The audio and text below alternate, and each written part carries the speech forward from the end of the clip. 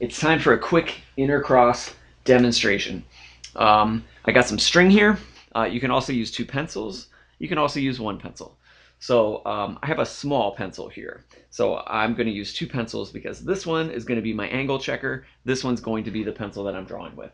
So you may be asking yourself, what is intercross? So intercross is a system of drawing. It breaks any object that you're trying to draw down to a network of points, especially the high point, the low point, the left point, and the right point. You use your pencil to check those angles.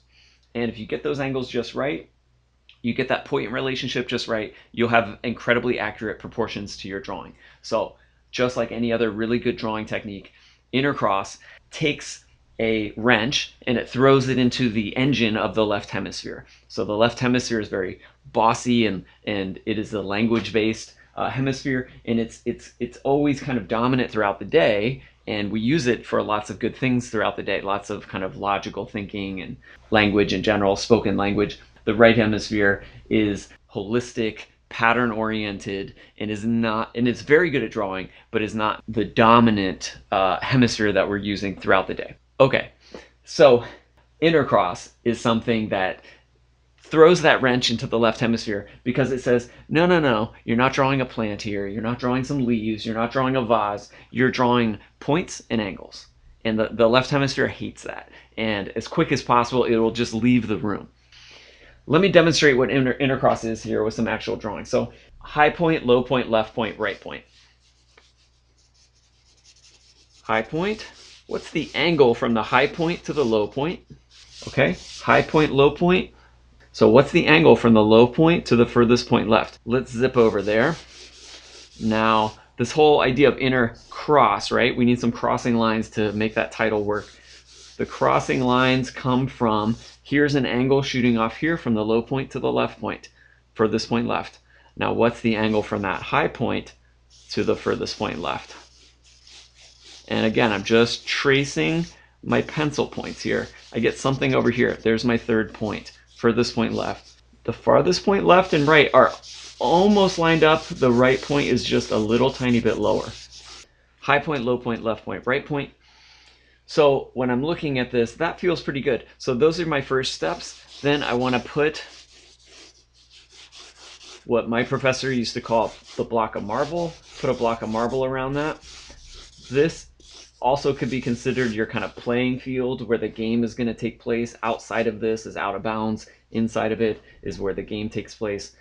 So this gives us something, and why the string comes in helpful here is because we can take this and we can say, what's the height to the width ratio? 1 height equals 1 and about 1/3.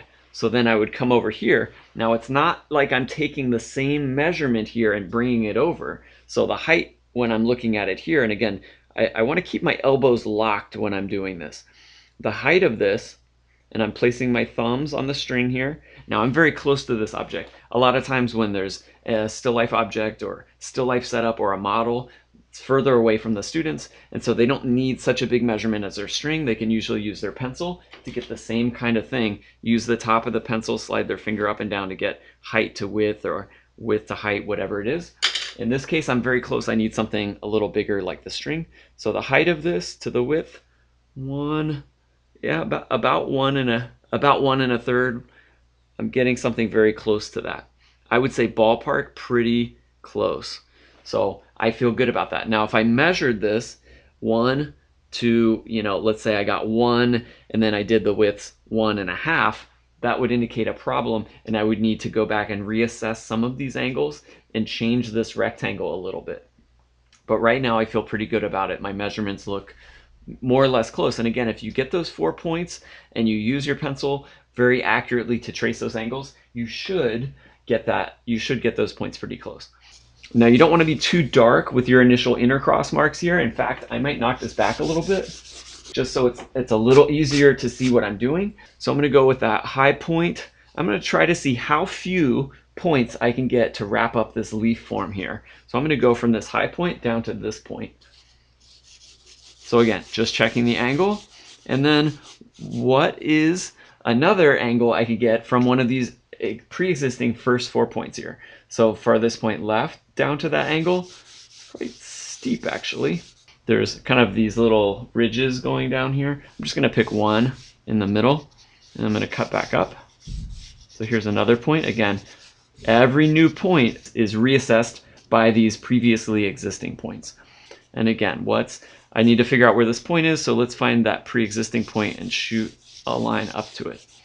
Where is this point in relationship to this point? Where is this in relationship to this? Where is this curvature on the bottom in relationship to that high point? So we're going from this high point down to this point, over to here, down to here. This area, I'm going to shade it in, becomes the container for this leaf here. I'm going to pick another key point of this leaf over here. So again, what's my angle from this high point to the top of this leaf? Cutting over here. And then let's maybe go from the low point over to that same point, and it's something like that.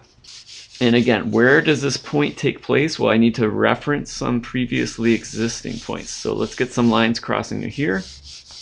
So each one of these points doesn't exist independently. It grows like a network from all of these other points. So I feel pretty good about that. I'm going to go ahead and shade that in just to distinguish this shape. And then we have the vase down here. So I already have my low point here. So the vase has, again, a farthest left point. And what is that relationship to something else I've drawn? That looks pretty good. It has a farthest right point. What is that relationship to something else I've already drawn? Actually, that's pretty good too.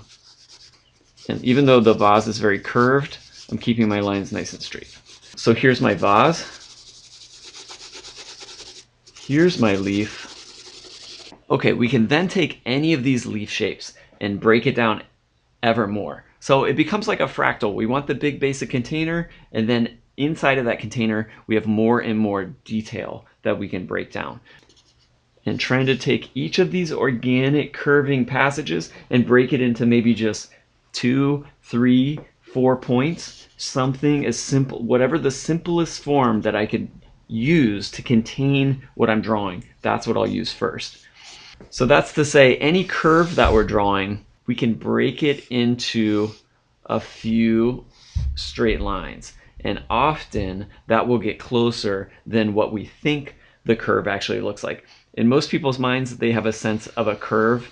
Most curves in nature, they have this kind of generic left hemisphere sense that a curved line always looks like that. It often doesn't look like that unless it's a machined kind of man-made form or something that is incredibly symmetrical, like an egg or something. Oftentimes, and even an egg, will have something that has a passage that's straight for a while, and then we'll have a kind of more rapid change in the direction of the planes. But every single thing I'm drawing, I'm going nice and slow and just checking these point relationships. So even though I'm drawing this area right here, I want to check it against some far away things as well. So don't just get stuck in one area. Don't just kind of take a walk around the lake like this. You want to kind of keep pinging all over the place. One other thing I'll say about when we're using the pencil to check our angles is that you want to keep it totally flat. Imagine there's a plate of glass here, and I'm touching this on the glass. The glass is perpendicular to my vision, and I'm imagining the pencil turning as it would on a clock. So 12 o'clock, 3 o'clock, 6 o'clock, 9 o'clock. But I'm not doing the angles forward and backward in space, because I find that students will find it they start doing this, like riding it along the edge, and it makes it way too confusing. So all that you just saw was really just the intercross. It's the scaffolding, it's the armature, it's not even the exterior of the building. It's just the basic underlying structure. And onto that, I can then start to articulate these forms in a more unique way, because the intercross is quite cold and clinical. And like any new phase of the drawing, the new phase has the ability to change and reassess a previous phase of the drawing. So I'm going to bring a little more value into this. This is just one idea. And if I ever feel like I'm starting to lose some of the form, it's easy enough to bring back a little bit more of that intercross technique and a little bit more of that intercross structure. And I'm actually going to take my eraser and just come around here and just clean this up a little bit. I'm just going to finish it off by putting this corner here of the table. And again, I don't have to wing it. I'm going from the low point of this vase. What's the angle over? Let's find another angle from the corner of the vase. Pretty much this corner lines up with that. And then what's the angle going back in space? Something like that. It's a curve, but I'm not doing curved lines. So at the beginning, I'm just going to keep it straight. What's the angle of this? Where does that hit the vase? Bottom pretty much lines up over there. Without needing to mess with linear perspective or anything like that, it's all about angles.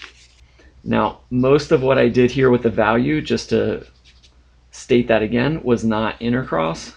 That was simply to push the drawing a little further. Not too shabby. All right, so that's a walkthrough of intercross. And then we kind of brought in some other techniques, but hopefully you can see from the video, even as I brought in those other techniques, I danced back and forth between intercross, new techniques, mostly restricted value. But whatever intercross wants to pair with, intercross only provides you with the proportions, and then what you want to do with your drawing after that, it's kind of up to you, but it needs, more after the intercross phase. More needs to happen to really bring the drawing to life. So hopefully this explained a little bit more about intercross to you, and yeah, happy drawing.